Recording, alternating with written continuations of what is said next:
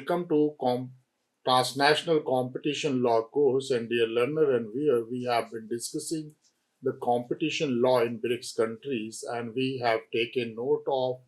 the overall imagery of the extraterritorial application of competition law and the transnational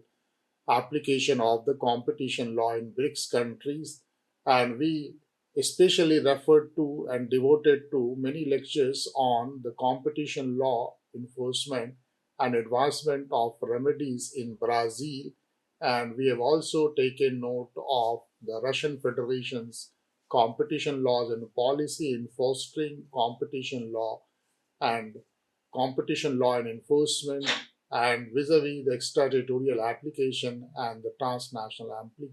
application of the competition law. We referred in detail the Indian Jurisdictions Competition Act 2002 and reflected upon how the MRTP Act of 1969 and Competition Act 2002 happens to be one of the most important legislation to herald extraterritorial application of competition law. And we have also examined the working and the role of the Competition Commission of India in promoting the extraterritorial application of competition law. And then we switched over to the Chinese jurisdiction. We have taken note of all the laws which has been passed from 1980 till date,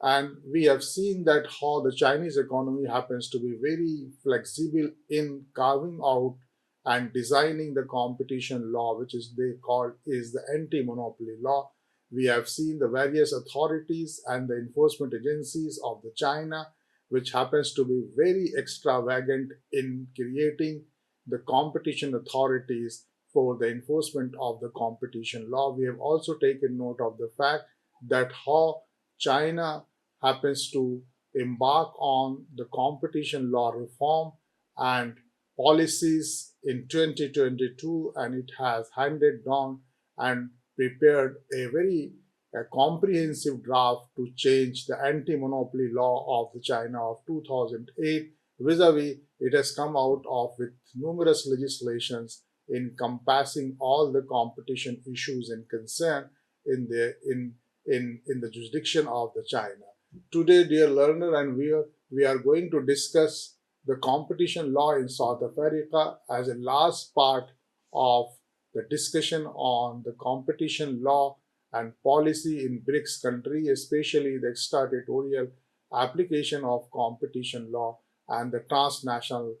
application of the competition law. In this respect, dear learner and viewer, we will try to see as to how the South Africa happens to be as a guarantor and the bulwark and the custodian of the competition law and policy in the entire African continent.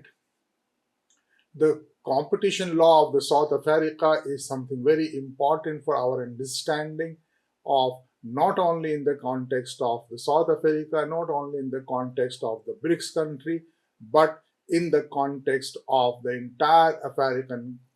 continent. And South African competition laws and policy happens to be a constant guide and a kind of a motivation and the drivers of the embarking of the competition law and policy in the continent of Africa. With this, what we will try to understand that the South Africa after the economic liberalization, some changes are perceptible and some changes are very evident, and those changes happens to be that the South African countries, African countries in general, and South Africa in particular happens to be very conscious of the fact of the value of the competition, and in that respect, it is spurning, it is a spawning economic growth. It tries to have some kind of an spurring innovations and try to see that how the economic welfare and the well-being of the citizens can be brought within the fold of the competition law. South Africa has also reached to a stage where it has completed the package of the economic reform, and it has well facilitated all slew of the economic liberalization, and thereby the policymaker and the legislature in South Africa happens to forge a very meaningful and a comprehensive competition law and enforcement agencies. With this, what we notice that the competition law in South Africa goes along with the developed economy, and it tries to take some help, and or in some cases it tries to synchronize its competition laws and policy with the laws and policies on the competition of the developed world, meaning thereby it have taken recourse to the United States antitrust law. It has taken help from the European Union's competition law vis-a-vis in the other jurisdictions, and South Africa happens to be very open, very inclusive in understanding the entire perception of the competition law across all the jurisdictions to envision as to what can be the best possible extraterritorial application of the competition law and the transnational application of the competition law. It has addressed its question on the income disparity. It has also remedied the high unemployment, and it has developed the economy in such a way that the entire economic scenario and the ecosystem happens to be very soothing and helpful to the Competition Act 1998, and the experiences of the developed world have incorporated in the legislation known as Competition Act of 1998. Therefore, the Competition Act of 1998 focuses on economic efficiency and the independence of the institution. It has been very particular in addressing the issues of the merger control as the key aspect of the competition policy in South Africa. The enforcement structure and the agencies in the South Africa happens to practice, happens to see that there are various challenges, and those challenges are well taken care of, and they are facing still some challenges which pertains to the compensation disputes, and some dispute which are relating to the confidentiality, some dispute which are relating to the investigation power, some disputes relating to the merger timelines are some of the challenges which are thrown open to the enforcement structure and agencies and practices of the South Africa. Nonetheless, taken as a whole, the competition enforcement agency in South Africa have taken very seriously and has come out very well in terms of crisis, and it converted that crisis into an opportunity and have focused on the merger control and focus not only on the merger control, but it also advanced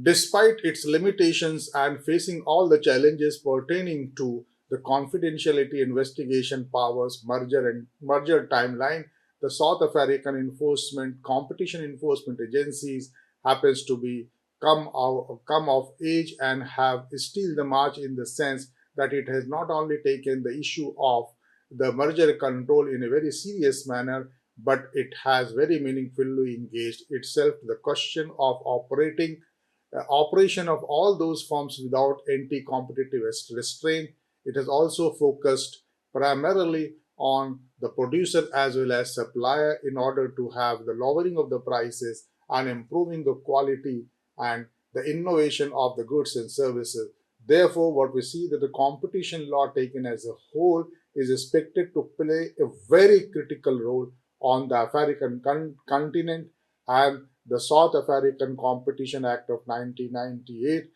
happens to set a model for a large number of growing numbers of the countries across Africa to implement competition law regime, and it's becoming increasingly important for companies and business activities in South Africa and the African continent to ensure compliance with the antitrust obligation underpinned in the South African competition jurisdiction and the competition law of 1998. With this introduction, dear learner and viewer, we will try to see as to how the laws and policy have been evolving and have evolved in the South Africa. We will try to see and peep through the history of the South African competition legislation, and will try to reflect that how these changes make South Africa's competition law and enforcement something to be a kind of a model to be seen with great respect, to be seen with a great care,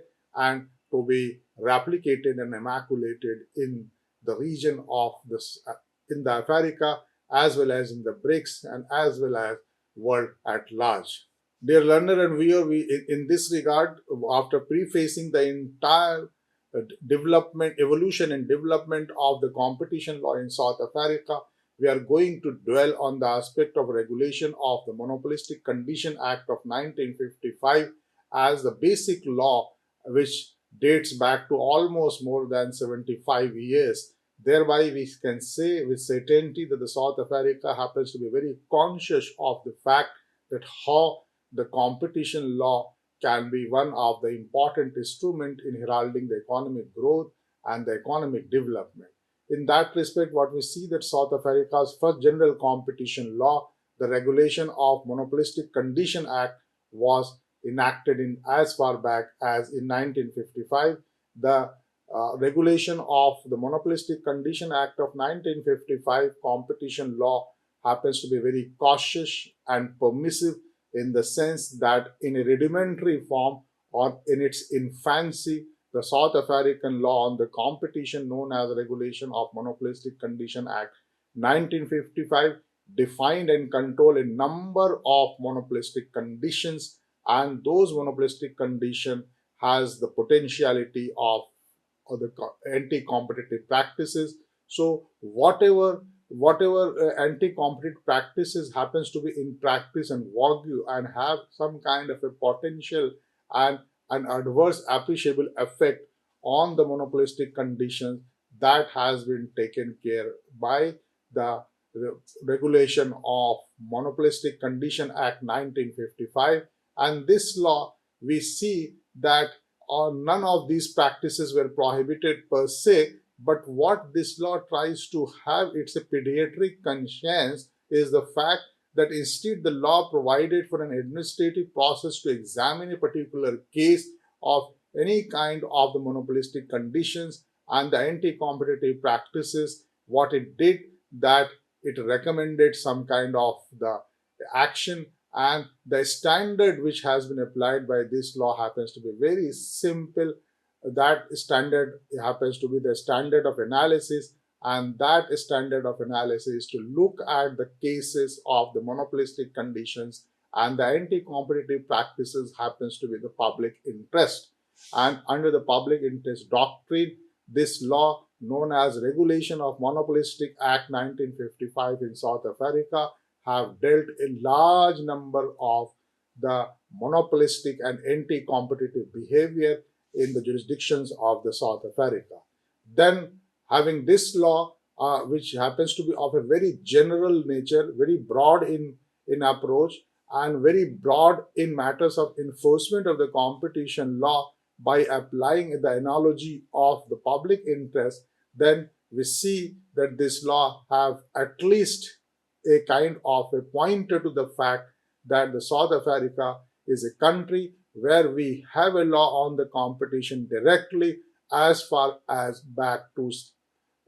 75 years from now, that is in 1955. The other law on the South African context happens to be the law relating to Maintenance and Promotion of Competition Act of 1979, and this law on Maintenance and Promotion of the Competition Act of 1979 was enacted in 1979 and created for the first time a kind of a competition board. I think that the earlier law which we have examined, that the law relating to the Regulation of Monopolistic Condition Act of 1955, we do not have any kind of the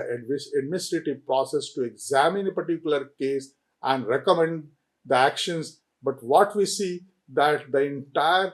focus of the law to control all kinds of monopolistic conditions and anti-competitive practices by the judicial or some executive process happens to apply the doctrine of public trust. In that desideratum and that void was filled by the law known as Maintenance and Promotion of Competition Act of 1979, and which for the first time created a competition board which is appointed by the Minister of Trade and Industry. And this competition board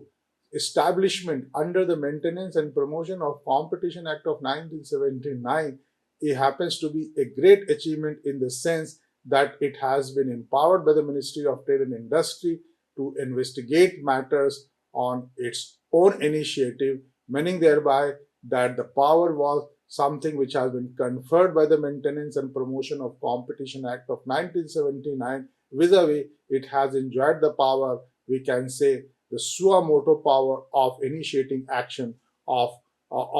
their own initiative. Thus, what we find that be that the law of regulation of monopolistic condition act of 1955, or be that the law on the maintenance and promotion of the competition act 1979, or be that the modern competition law which was enacted in 1998, we see that South African law happens to be very mature, very stable, and very far reaching consequences. And that's why we see that the Maintenance and Promotion of Competition Act of 1979 authorized all kinds of action against anti-competitive merger, and it created a new category of the monopoly situation which is being determined chiefly by the industry structure. So this law have been very successful, not only creating a kind of a competition board, but it has been also very successful in authorizing action against the anti-competitive merger, and it created a kind of a category of a monopoly situation to have a kind of a broad scale and benchmarking, and on that scale it tries to determine, it tries to fix the liability on the entire industrial structure who happens to be involved into the anti-competitive behavior or the anti-monopolistic concerns or any kind of a competition law violation. Thus, we see that the new competition law happens to have some departure from the earlier law, meaning thereby if we compare and contrast the regulation of Monopolistic Conditions Act enacted in 1955, and if we compare this law and contrast with the Maintenance and Promotion of Competition Act 1979, we find that there are certain common ground which exist between and among them, but there are certain new grounds which have been created by 1979 law, which 1979 Maintenance and Promotion and Competition Act, and that thing was not being taken care of by the earlier law on the regulation of Monopolistic Conditions Act 1959, and that example can be the one, the establishment of an administrative authority or the competition board to look into all the cases of the anti-competitive merger and to recommend some kind of a conditions and to see that what are the monopoly situations which are prevalent, and then what happens to be the general industry structure in dealing with the matters of the competition concern or the monopoly situation or the anti-competitive violations or the anti-competitive agreements. Thus, this new law, which happens to be uh, falling in the same line and same trap of the regulations of Monopolistic Condition Act or the Maintenance and Promotion of Competition Act 1979, happens to share some common ground with few changes here and there, and as a whole, we can say that in South Africa, that despite its oddities and its fight to the new economic regime in the South Africa, it has been successful in creating a kind of a competition law. It has been successful in creating a competition structure. It has been successful having a competition law enforcement, and both these laws are something of a great significance, be that a general perspective, be that some specific perspective, or be that the perspective of the public interest. This law possesses great potentiality in translating some of the lofty ideals and objectives of the extraterritorial application as well as the transnational application of the competition law. With this, dear learner, I think the understanding of the regulation of Monopolistic Condition Act of 1955 as well as the understanding of Maintenance and Promotion of Competition Act of 1979 will will go a long way vis-a-vis that the overarching role of the Competition Act of South Africa of 1998, the three law serves as a basic foundation of the competition law policy and enforcement in South African jurisdiction. With this, we conclude and end our lecture, and I wish that you must have a kind of a clear understanding about the South African competition laws policy in terms of extraterritorial application and as well as the transnational application of the competition law. With this, I conclude and I thank and I wish you a happy learning.